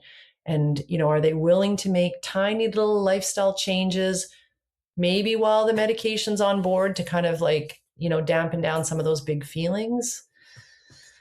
Yeah. Yeah, I agree. I know we touched on this earlier, but I had an interview a long, long time ago with Jake Clark, who's the founder of Save a Warrior. And I always credit him as the first person opening my eyes on the prevalence of childhood trauma in the first responders and military. And, reportedly, ACEs score on average for our profession is 6 out of 10, which is actually the same as incarcerated men and women. So that's a great poster child for, did you find a good mentor or a bad mentor in your life? So be a mentor. And this is just, the more and more I hear people really going on their own growth journeys, the more I hear the prevalence of that childhood trauma, especially in our profession, because if, a plumber has that, okay, well, it's maybe a little more obvious, but you go into a profession where you see so much trauma in your job, the assumption is made, well, the firefighter is struggling because of the things they see. And this is the conversation in our profession. It's CISM, it's peer support, but it's always the cause. Through your lens, What have Yeah. you seen as far as the prevalence of, or not prevalence, but the contributing elements of childhood trauma on struggles of someone in uniform? Yeah, I'd say the correlation is very high. And again, I'm just speaking from, my small private practice and the folks that I'm working with. But always, it's really interesting because people will come in and they'll talk about, like, in particular, firefighters, they'll talk about what they're experiencing right now. I'm really low. I feel shut down. I don't want to talk to anyone. I'm really angry, or the things that they're noticing. And so then, I listen, of course, but then I always want to go back and ask them, well, how were you raised? And what were the things that you learned about yourself as a child? And a high percentage of the time, it starts there, like, very maybe rigid parenting or highly critical parents, or, you were the stupid one, your siblings are smarter, and, or there's addiction in the home. So again, similar feelings to what I experience, right? Where if I was good enough and worked hard enough, I could fix this mess. So once we kind of go back and make those connections and start working there, then the individual, if it's a firefighter, can understand why these wounds are showing up the way they are now, and it's really powerful. And it's sometimes hard to get people to kind of go back and do that because they want to talk about, this is happening right now. How do I fix this? And I'm like, I hear you. You want that to be better. And I want that to be better for you. But we have to understand why it showed up in you this way, right? Because if this is just a firefighter wound, why aren't all the firefighters experiencing it? Why aren't all first responders? Because some don't. So, it's like addiction. If a drug was addictive, we'd all be addicted, but the drug in itself isn't addictive. So it's the same kind of thing. It's, and once you kind of get them to understand that, and I'll just say to people, just hang with me. Let's just see what happens here. I think this is going to be helpful to you. It's really empowering for them because they can see that a lot of those adaptations or the messaging that they have about themselves started really young and haven't really been helpful to them. So this is what's an interesting part of this conversation is when people say we have trauma, then the conversation is, well, then we need to stop getting everyone with trauma to become firefighters. And I could not disagree more. Yeah. We are the perfect candidates for this profession. And I use myself as an example. I had, when I was 4, I was trapped in a house fire with my sister and my brother, and my 8-year-old sister ultimately got us out, and we were covered in soot. I mean, now as a firefighter reflecting back, it was incredibly, near-death experience. We had another one where a wall fell on a car park, and my dad just got us out the way. All the cars in the car park were crushed. And then my parents' divorce was awful. So, there's some traumas. And what I've questioned myself is, why did James Gearing not drown in alcoholism? Why did James Gearing not sit there with a pistol and decide to make an irreversible choice? And the only thing I can come up with is, despite those traumas, there were equal and opposite mentors and healing modalities woven into my life by sheer winning the lottery, the postcode lottery, genetic lottery, whatever you want to call it. So I grew up on a farm. My dad was a vet, so I watched him heal animals. All walks of life came through our doors. I'm one of 5 kids. We used to sit and have dinner and laugh and joke and make fun of each other. So there was all these things woven in that even though there were a lot of traumas, there was a slow healing process going on simultaneously. And that is the difference. It seems like a lot of the people that I know in the fire service that went to that darkest of places had that trauma, but there wasn't that growth woven in to their upbringing, just by chance, again, by poor luck. And so that became a fracture in their foundation, and then they transitioned into the fire service. I was very lucky because of some of this. It became a strength. And I think that's the takeaway. If we can have the conversation at the front door to our first responders, to our military members, the fact that you are here when 99% of the population doesn't want to do this, tells me that you've probably been through some shit when you were younger. And that can Yeah. absolutely be a superpower. But the same way as we're going to do PT and push-ups and running, we're going to work on, on mental wellness as well, so that anything that's in there, we can begin to process and turn it into a strength. You're going to be more resilient. You're going to be more empathetic. And I think that would be a beautiful front door conversation in first responder mental health, because we're acknowledging the journey that most of us have probably taken, but we're addressing things that might have been buried down. So Yeah. instead of it being a fracture, now it's a bolstered foundation that we go into.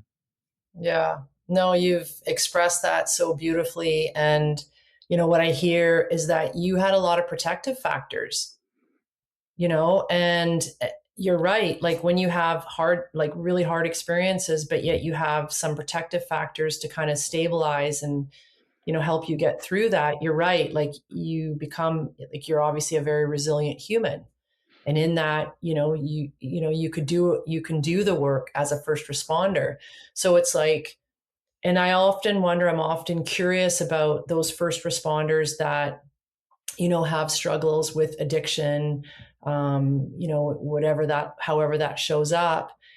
They maybe haven't had the protective factors, maybe we need to connect them in there. And that's where, if we could have more community in the fire hall, it would be so healing and so amazing. And one of the things that I love now is like some of the departments are being proactive, and they'll, bring a counselor or some type of a healer in, whether that's a psychologist, counselor, psychiatrist, to talk to the new recruits, about exactly what you and I are talking about, which is really, amazing, because then they have an idea, like, because sometimes with calls, for example, a call will be upsetting to someone, and you would understand this, not because it's a bad call, but because that person looked like your mom or your grandma. And then you think about that childhood experience. And those are the things I think that sometimes people aren't aware. They're not like thinking, oh, that could happen. Right. But it doesn't necessarily have to be something really horrific. It all goes back to like, what happened to you as a kid? What did you learn about yourself? Did you have protective factors like you did, James? Or were you like completely left on your own? Yeah. Yeah. And I want to be very clear. That whole conversation is trying to underline that I am no better than anyone else who has struggled severely in the fire service. We are all the same kind of person.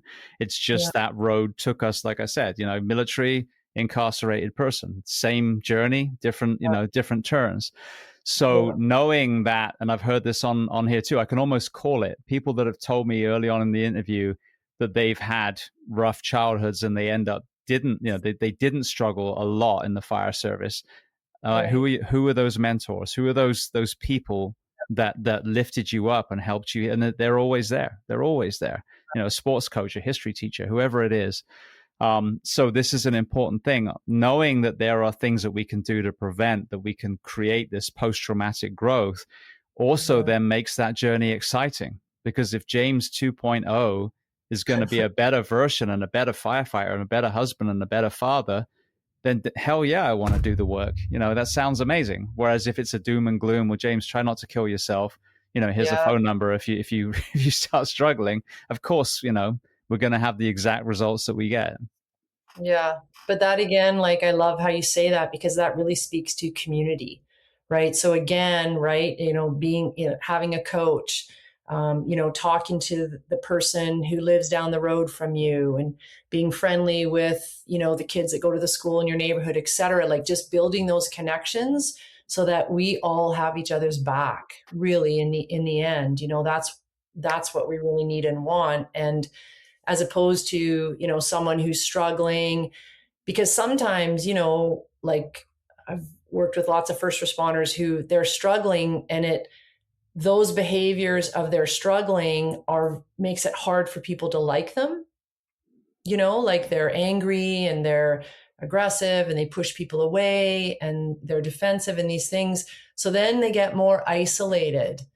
but their unwellness is just showing up in that way. And so no matter how someone's presenting, we always have to step towards, offering support, being curious about what's going on, just like the person who might not have a place to live and is addicted to a substance. It's like we got to step in and be helpful to each other. And I think that community sense is just like, when you say that, it's like, it makes me just want to go out and connect with those young lacrosse players and just be a healthy adult in their life. Cause who knows what's going on in someone's home. Exactly. And we use the term salty for that disgruntled firefighter. Like it's a thing to look up to, and it's not. If someone, back to your coach, if someone is a good mentor, they're going to be an encourager. But if it's someone that's always cutting them down, it's like, oh, they're so salty. It's like, no, they're not. They're suffering. That's suffering, sleep deprivation, mental health disorders, whatever it is. That person wants to be happy in the firehouse every day, not be defined by the trauma that they've seen. Yeah, that's salty. I learned a new term today. Mm-hmm. Yeah. But it's true, right? And that person whose behaviors are salty, right? They're just suppressing, right? Although everything they're just as tender as anybody else, but they've just done a really good job of stuffing everything away. And now it's causing them immense amounts of pain and suffering, So it's, like if someone shows up in my office and they're salty, I'm going to use that now, I'm going to step in and be curious and just be like, what's going on for this person that this is how they're showing up?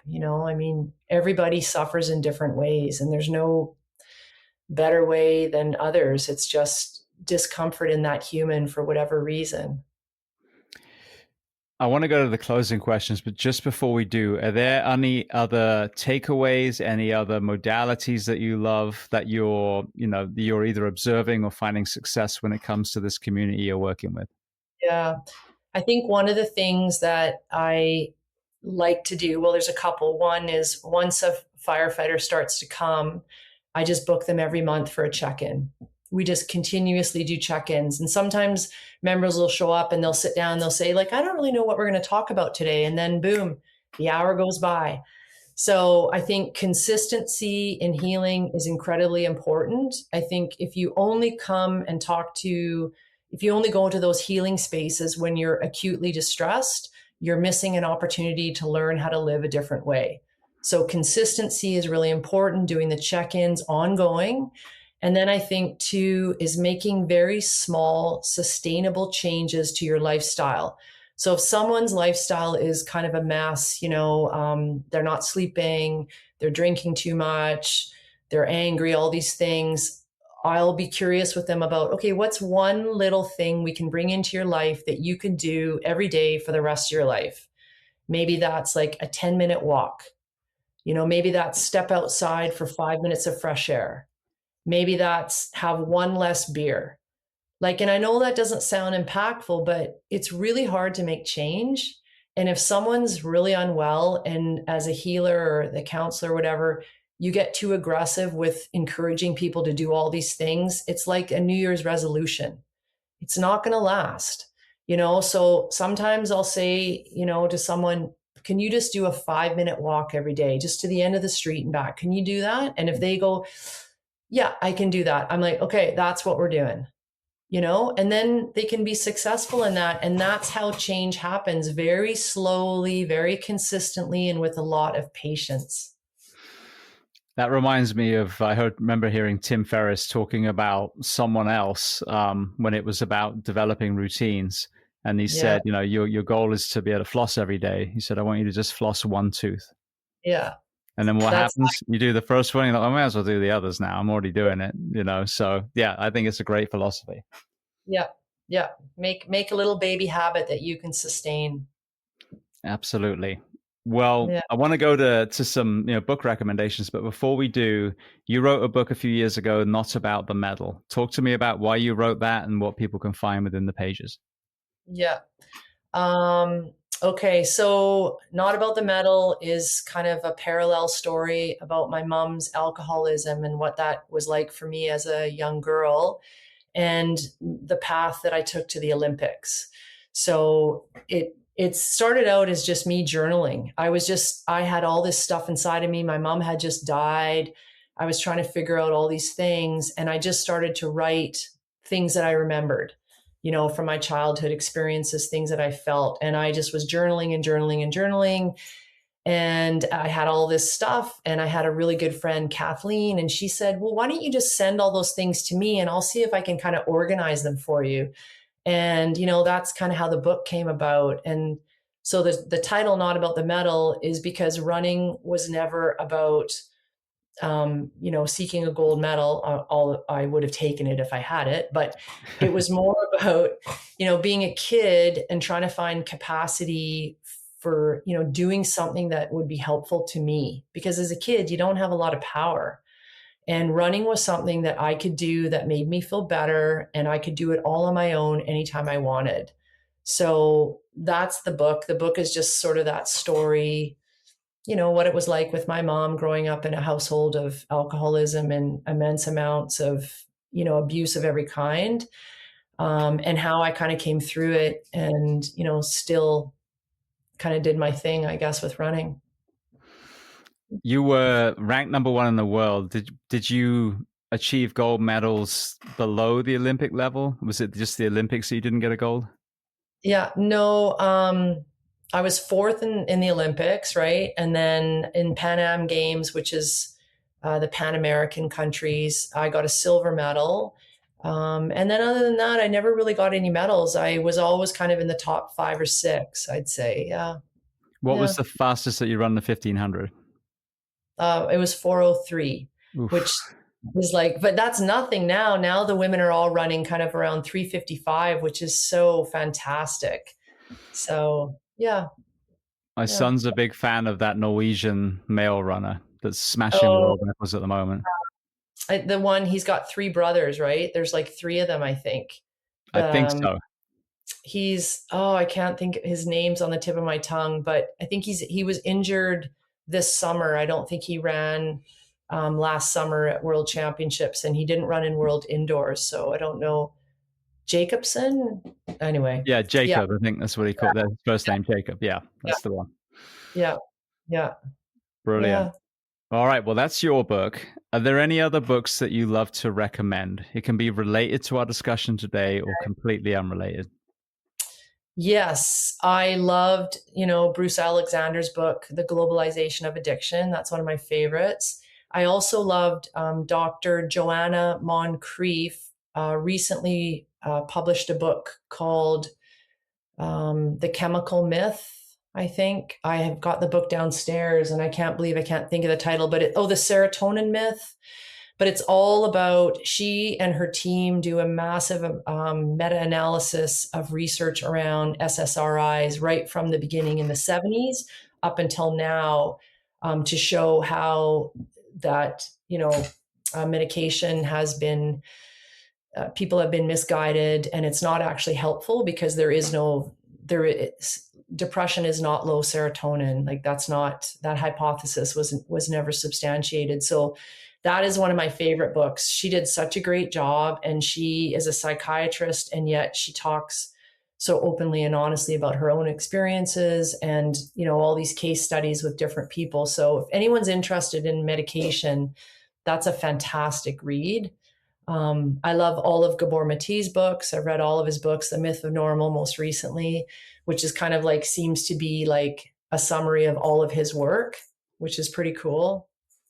And yeah, right. Yeah, I think those would be like, I have lots of books that I love, but it's one of those things where sometimes I read a book and then I forget the book that I read.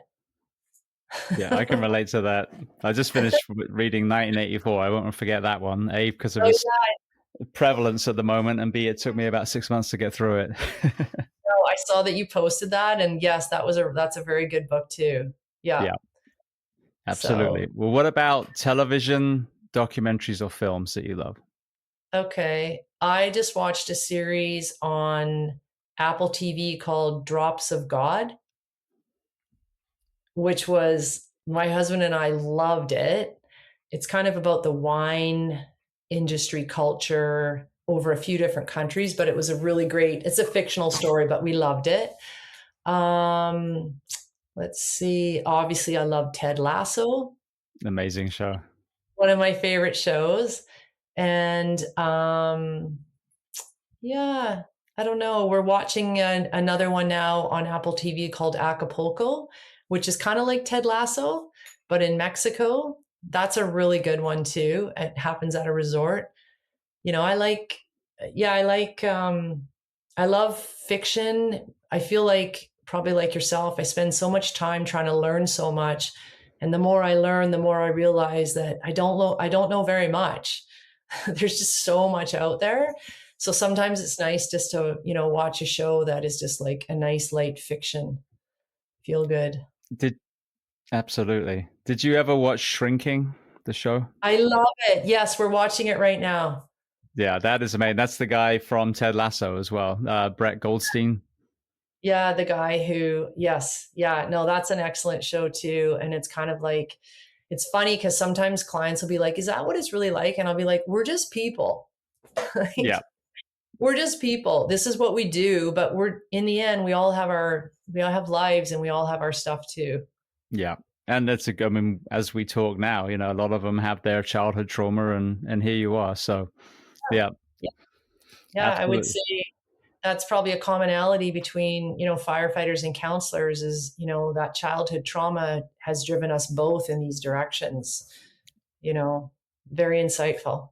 Yep. All right. Well, the next question, is there a person you'd recommend to come on this show as a guest to speak to the first responders, military, and associated professions of the world? Oh, that's such an excellent question. Um, yeah, Bruce Alexander, I Dr. was Bruce thinking Alexander. that. Yeah, he would be amazing. The guy's so interesting and just, I don't know, like I said, his book was just so good, and the whole Rat Park experiment. I think he'd be a great guest. I think, obviously Dr. Joanna Moncrief, who wrote the book, The Serotonin Myth, she would be really interesting too. Because of course, a lot of, first responders, like with a post-traumatic stress injury, a lot of time medication is on board. But again, without the teaching and the lifestyle changes and the other elements of healing, that's not always enough, right? Yeah, a lot of veterans too. A number of times I've heard, the VA has just prescribed meds and sent them on their way. So, yeah, Yeah, I think both of them would be phenomenal. I'll have to chase them up. yeah, yeah. Oh, well, you have a great podcast. I can't imagine them saying no. Well, I mean, the fact that Gabor was on, or Gabor, maybe say his name right, was on the show, definitely adds some weight, I think. So, Yeah, and that was a really good episode. Like I said, I listened to it twice just to get every gem out of it. yeah, no, he was incredible. Absolutely honored. Another one, I had Dr. Edith Eger on, probably a couple of years ago now, the Auschwitz survivor turned psychologist. That's another, Oh, you've actually had you've had some really amazing guests. Like you've done like over 1,200 episodes. Like I just keep going backwards and like listening to past episodes, just scrolling through. You've got a whole library there. Yeah, and that's exactly it. As I call it, a free library. This Yeah, is the thing. There are so many SMEs in all their fields that have solutions. And then especially when you see that overlap, but they're all saying the same thing, like the irrefutable, yeah, sleep deprivation damage, for example. Then it's okay. I'm trying to present a case to the world, like, hey, these are some of the solutions that we can bring, because 100 people all said the same thing, and they're all from completely different backgrounds. So it is interesting, 1,200 plus conversations later, seeing these truths just really flashing. yeah. The same themes coming through. Yeah, exactly. All right. Well, Very, the last question before we make sure everyone knows where to find you and your book: what do you yeah. do to decompress? Well, it's kind of funny actually. I paint stones. So I have at the end of every session with a client, I have a bowl of colorful stones with, different words or sayings on them, depending on what I'm hearing in session. So I just hold out the bowl and I offer up a stone to the person sitting with me. But in the morning, I'll have a cup of coffee and I'll be listening to a podcast. Like lately, I've been listening to your show and I'll just be painting my stones. That's funny because in Shrinking, I don't know if you got to the episode yet, she does the rock rolling, whatever they call, where they're smoothing Yes. the rocks. So Yeah. Just the rock tumbling or whatever. Yeah. yeah, there we go. Yeah. Yeah. It's kind of like that. It's just like, being creative is just, it's a very soothing thing for the brain. And I just like to sit and paint. There's something about rocks too. There was that movement recently where people would just, leave colorful rocks in random places in, Yep. communities. And yeah, it does. There's that whole, what is the backstory behind this rock conversation? So yeah, love it. Yeah. All right. Well, then if people listening want to find the book, if they want to reach out to you, where are the best places online to do that? Yeah. So I have an Instagram account, just Leah Pells Counseling. And there's a link right on the page there to where you can buy my book if you're interested. Brilliant. Yeah. That's Well, probably I want to thank you so much. It's been such an amazing conversation, and this is the thing. If we just, you came on and I just did a Q&A on, first responder mental health, it would have been a great conversation, but then I would have missed all of the other nuances of your life. So I want to thank you so much for being so courageously vulnerable and generous with your time and coming on the Behind the Shield podcast today. Oh, well, honestly, James, it has been my total honor. I've listened to, so many episodes of your podcast. So, kind of coming on here and meeting you is like, it's a pretty big deal for me. So I really thank you. And I've really enjoyed the conversation. You're very well read and you know a lot of things around mental health and obviously for, first responder culture. So I've learned a lot from you and I really appreciate that.